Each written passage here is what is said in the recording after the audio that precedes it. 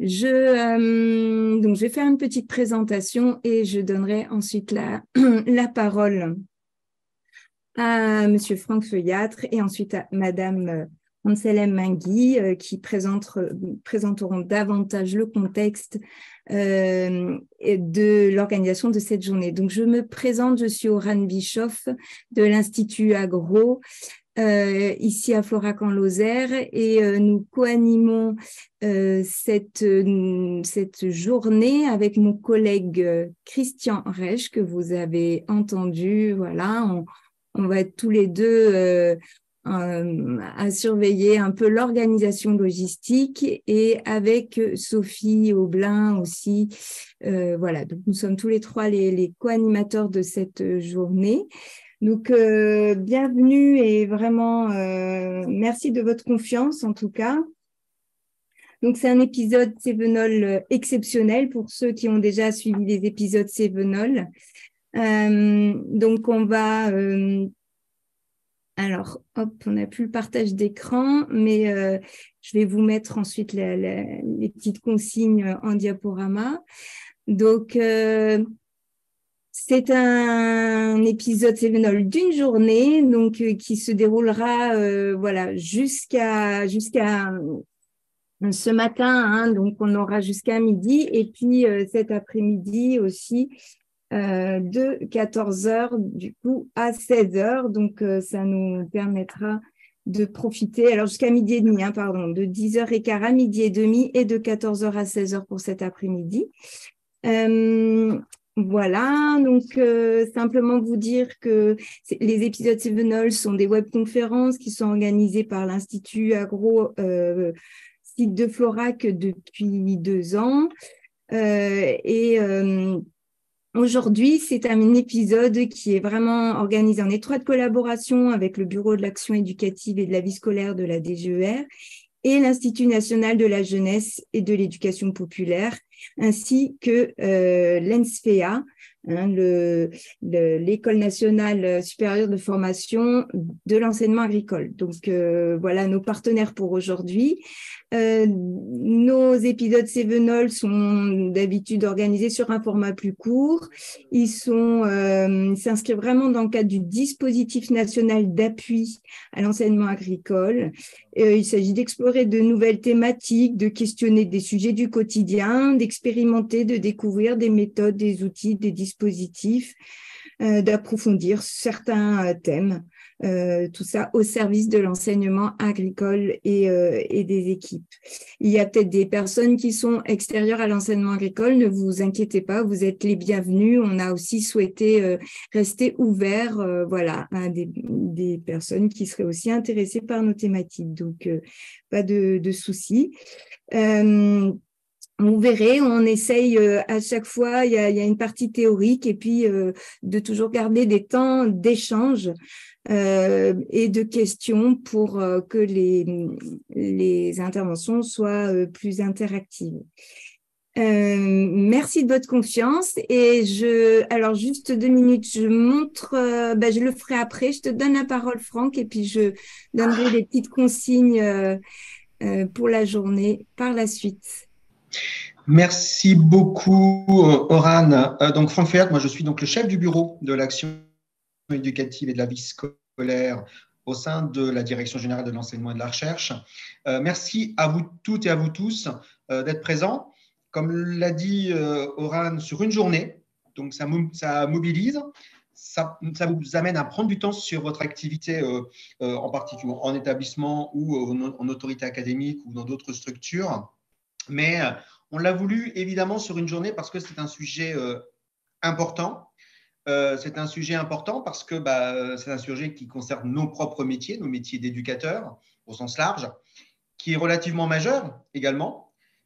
Et la thématique des jeunesses, et non pas de la jeunesse, mais on y reviendra sûrement, des jeunesses aujourd'hui, avec les évolutions qu'on a pu connaître, qu'on peut connaître sur ces jeunesses, avec des invariants, des variants, eh bien, il nous semblait important au niveau de la direction générale qu'on prenne un temps, qu'on se pose à un moment donné pour comprendre ce qui se joue, pour comprendre ce qui se passe au travers de ces jeunesses que nous accueillons en rappelant que nous avons aussi, on a 60% de jeunes internes, donc nous avons dans nos structures du lundi au vendredi. Et c'était bien de comprendre effectivement qu'est-ce qui se joue aujourd'hui sur ces jeunesses, quelles évolutions on a pu comprendre, en particulier après la crise sanitaire, qui a impacté de fait l'ensemble de notre société. Pourquoi cette journée, au-delà de ces évolutions des jeunesses? Il y a beaucoup de questionnements qui nous remontent de la part de collègues, d'équipes en établissement sur ces jeunesses. On a même eu des retours de collègues pour lesquels cela relève de l'anxiété. Pour eux, c'est assez anxiogène de ne pas comprendre, de ne pas saisir, que ce soit des personnels d'enseignement, des personnels d'éducation, de direction de santé. On a aussi donc des retours d'établissement quand on met en place des groupes de travail ou par l'intermédiaire des organisations syndicales, de nous dire, mais en fait, il y a certains comportements qu'on a du mal effectivement à comprendre, certaines pratiques, avec peut-être aussi des évolutions de relations entre pairs, la relation au travail aussi, qui pose sujet pour certaines personnes en établissement.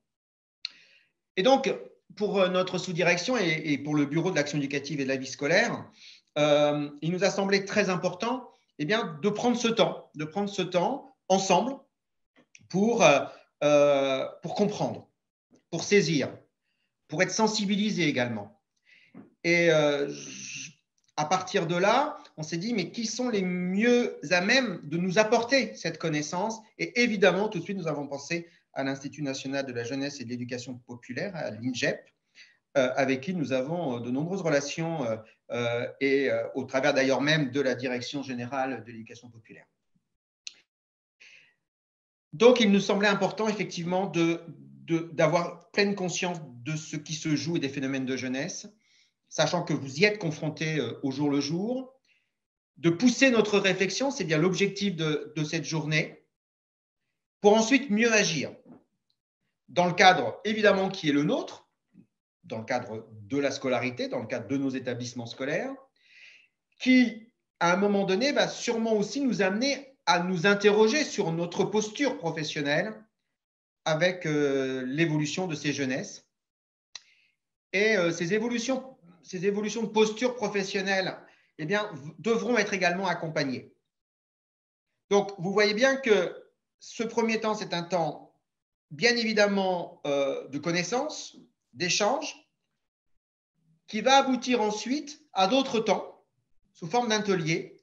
Enfin, c'est tout ce que je souhaite de mon côté, pour continuer ce travail collectivement, pour encore mieux appuyer et mieux accompagner les personnels, les collègues en établissement, au travers de la formation continue évidemment, mais aussi par la formation initiale. Donc je vous l'ai dit, moi je suis heureux effectivement que ce soit fait avec l'Institut Agro, avec qui nous travaillons évidemment beaucoup sur les jeunesses au sens très large, et en particulier sur les éco-responsables, sur l'engagement.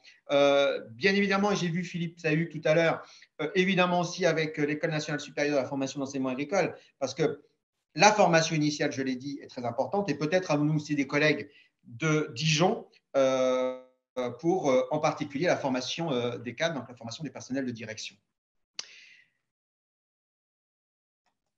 Comme je vous l'ai dit, si être informé est nécessaire, ce ne sera surtout pas suffisant.